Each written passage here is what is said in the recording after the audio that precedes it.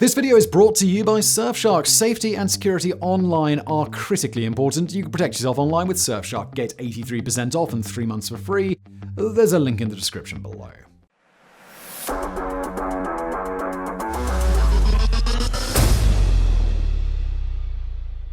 Nearly 530 feet long, displacing more than 20,000 tons and powered by steam turbine engines that collectively produced more than 20,000 horsepower. HMS Dreadnought was the fastest, most lethal, and most technologically advanced battleship in existence when she first sailed in 1906. In fact, her cutting-edge design, impressive performance, and abundant firepower were such game changers that her name eventually described an entire class of battleships known as the Dreadnoughts, which aptly means fear nothing. Almost overnight, ships that had once reigned supreme paled in comparison to the new titan on the block, hence they were referred to as pre-dreadnoughts. This giant leap forward sparked an all-out arms race between the navies of America, Germany, France, Russia, and Japan. But despite all the hype, Dreadnought's service life was surprisingly short.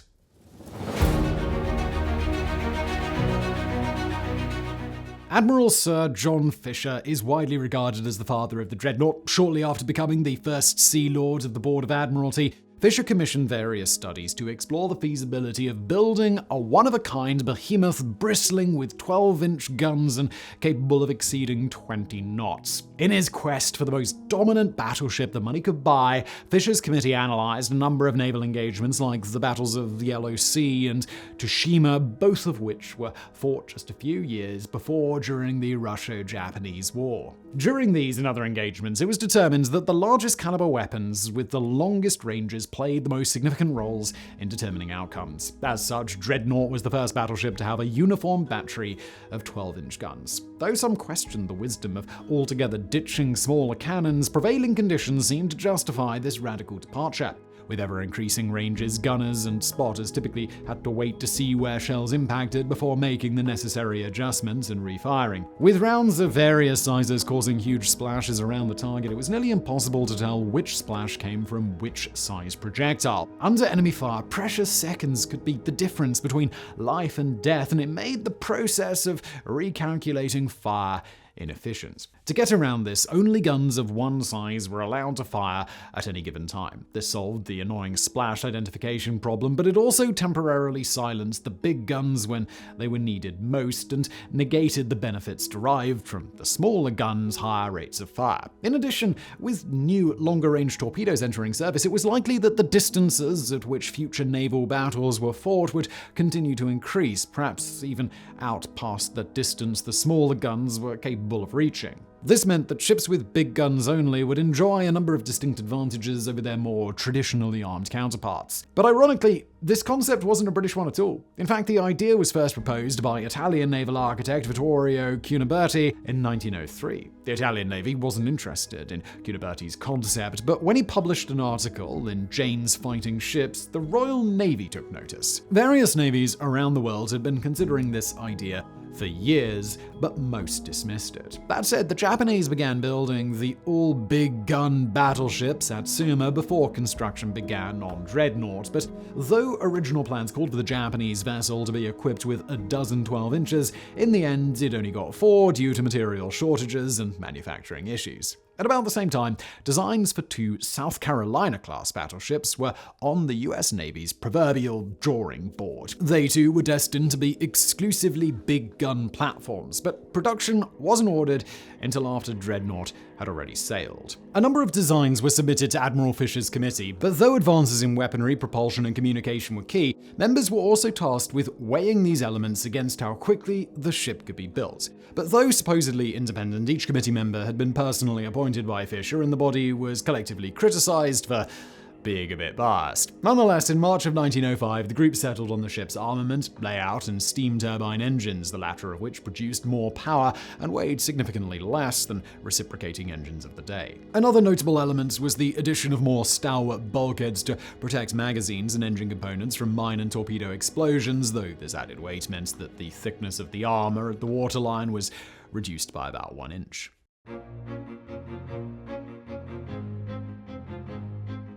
World War I was still nearly a decade away, but the Royal Navy considered its new battleship to be a top priority. The unprecedented build time of 1 year was deemed feasible, but construction would need to be more efficient than ever. To this end, a number of the ship's components were standardized, and the Portsmouth Dockyard, already the world's fastest shipbuilder, would need to double its efforts. Workers began fabricating parts off-site even before the keel was laid, and all told, more than 5,000 men toiled away on the project. Much of the work was carried out in secrecy, and to meet the looming deadline, the work week was extended from 48 to 69 hours, and when necessary, extra overtime was mandatory. By the end of the first week, most of the bulkheads were in place, and by the beginning of January the following year, the hull was complete. Then, on February the 10th of 1906, Dreadnought was christened by King Edward VII. However, during the awkward and slightly embarrassing event, the bottle of Australian wine wielded by the king withstood multiple attempts to break it on the ship's hull. Eventually, it did break, and everyone had a good laugh, perhaps with the exception of government accountants, because the ship ended up costing about £18 million, which, when adjusted for inflation, is about £220 million, or $301 million US. Alright, now back to today's video in just a moment, but first, here's a quick word from today's sponsor, Surfshark. Look, you use the internet, and unfortunately, while the internet is awesome, it can also be a little bit weird. There are people out there who want to ruin your day, take your details, maybe even steal your identity. Fortunately, Surfshark has HackLock, which searches databases for your passwords to let you know if they've been leaked somewhere, and then you can change them and stay safe. Also, once you're nice and safe online, maybe you're like, let's watch some Netflix. Today I want to watch a little Tom Cruise, because who doesn't? But what's this? Mission Impossible, only available in Europe, and you live in Nebraska? Terrible. But Surfshark fixes all of that right up. Fire up that VPN.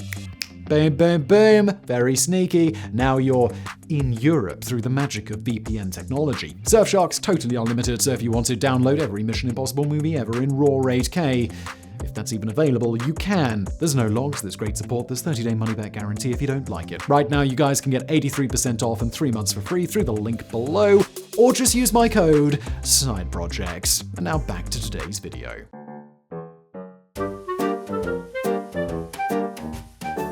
Compared to the two Lord Nelson-class ships then under construction, Dreadnought was much larger. Originally crewed by 700 officers and seamen, many of the former weren't particularly pleased with the ship's layout, primarily because their quarters had been moved nearer to their action stations, many of which were adjacent to generators and other noisy engine components. This made life decidedly less pleasant, but it also meant that the ship and crew could respond to threats more quickly. Collectively thumping out nearly 23,000 horsepower, the turbines drove 4 three-bladed propellers nearly 9 feet in diameter.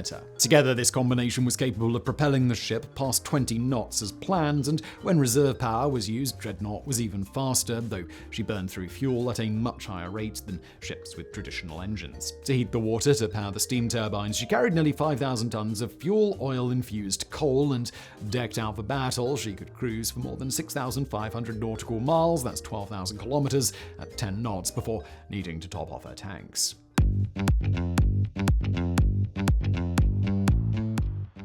Dreadnought's main armament consisted of 10 12-inch Vickers Mark X guns housed in 5 double turrets, though only the forward 2 and the aft 1 were positioned along the ship's centerline, while the wing turrets were port and aft of the superstructure. With a barrel length of 45 feet, including their breeches, the guns weighed nearly 60 tons, excluding the weight of the turrets, armor, loading mechanisms, and other equipment. Guns could be depressed to -3 degrees and elevated to 13.5 degrees, and most could traverse nearly 100 degrees. Firing 800-pound armor-piercing shells at about 2,700 feet per second, range was approximately 10.7 miles, with standard charges consisting of 4 individual cord-iron cartridges weighing 65 pounds each. Rate of fire was approximately 2 rounds per minute, and each gun had 80 rounds. But though one of Dreadnought's supposed claims to fame was that it did away with smaller cannons, this wasn't technically true. During her short service life, armaments also included 12-pounders, 6-pounders, and 50-caliber machine guns, all of which were primarily used to provide fire against smaller vessels and aircraft at intermediate ranges. Dreadnought also carried nearly 2 dozen 18-inch torpedoes that could be launched from 5 tubes mounted on the sides and stern.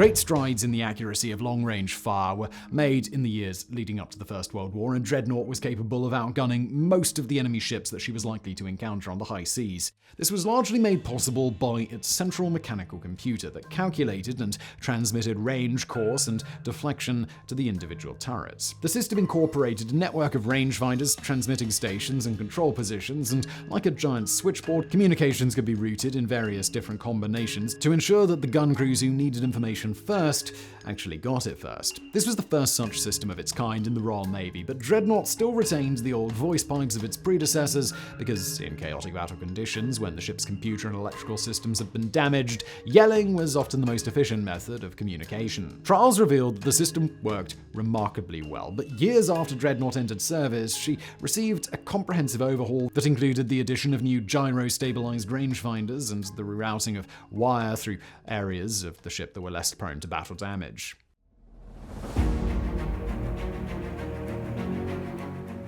Dreadnought was largely clad in revolutionary cemented armor that was more elastic than the standard Harvey armor on most capital ships of the day. At the waterline, the armor belt was between 7 and 11 inches thick, which, over the ship's length, accounted for a significant portion of the overall tonnage. The armor above the main belt was slightly thinner and ended at the level of the main deck, but when the ship was at her heaviest, the main belt sat nearly a foot below the waterline. This probably wasn't an oversight, but the fact was that where it mattered most, the ship's armor was much thinner than design specs indicated. Turret faces were slightly sloped and protected by 11 inches of cemented armor, while the roofs had 3 inches of non-cemented armor. The horizontal armor on the various decks ranged from 0.75 to 1.75 inches thick. Like other ships of the era, Dreadnought was originally fitted with torpedo nets, but these were removed because they increased drag and fuel consumption while limiting speed, and newer torpedoes were fitted with net cutters, which made them altogether useless.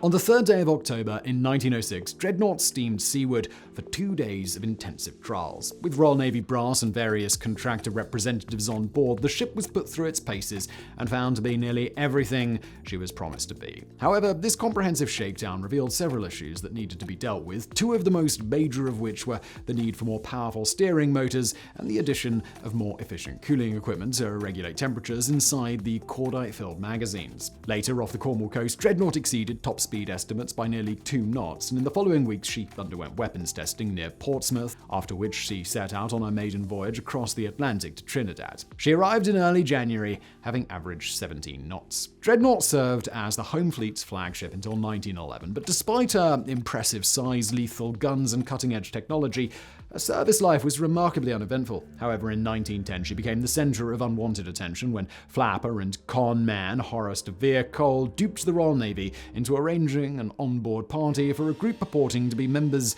of the Abyssinian royal family. However, the royal group was made up exclusively of eccentric hucksters, artists, and writers like Virginia Woolf, nearly all of whom were decked out in gaudy costumes and donning brown shoe polish on their faces. Thereafter referred to as the Dreadnought hoax, the debacle was particularly embarrassing for all involved since the ship was the foremost symbol of Britain's global might. After her stint as flagship, Dreadnought was assigned to the Home Fleet's 1st Division, and the following summer she featured prominently in the coronation of King George V.